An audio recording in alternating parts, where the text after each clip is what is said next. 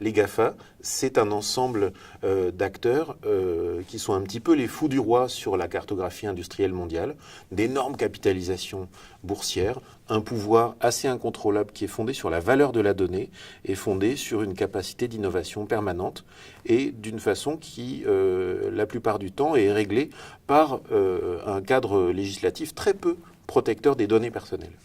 Les GAFA, c'est un ensemble d'acteurs industriels du numérique, Google, Amazon, Facebook, Apple.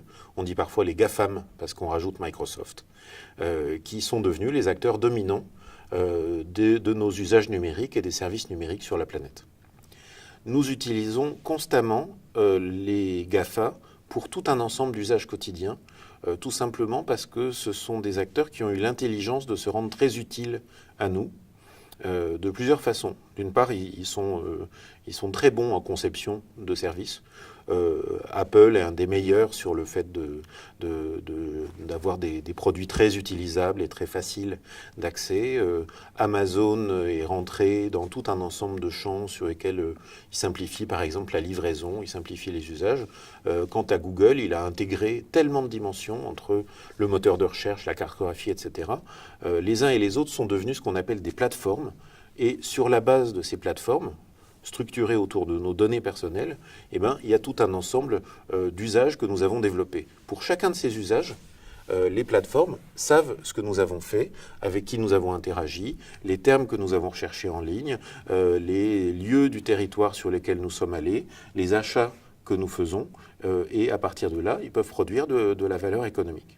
En tout cas, les GAFA disposent d'une connaissance fabuleuse. Si on ne pense qu'à la connaissance de Facebook, 2 milliards d'usagers passent leur temps à livrer d'eux-mêmes des informations sur eux et sur leurs amis à une plateforme mondiale. Donc la connaissance accumulée en permanence est absolument considérable. Et du coup, la tentation d'utiliser cette connaissance à des fins prédictives est très forte.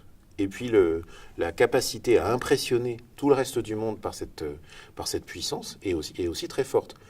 Parfois, la réalité est un petit peu moins puissante que ce qui nous est montré. On ne peut pas vraiment à ce point-là prédire les évolutions de la santé, des épidémies. On ne peut pas à ce point-là prévoir les évolutions de l'opinion. Mais il y a quand même beaucoup de signaux, beaucoup de connaissances qui sont là.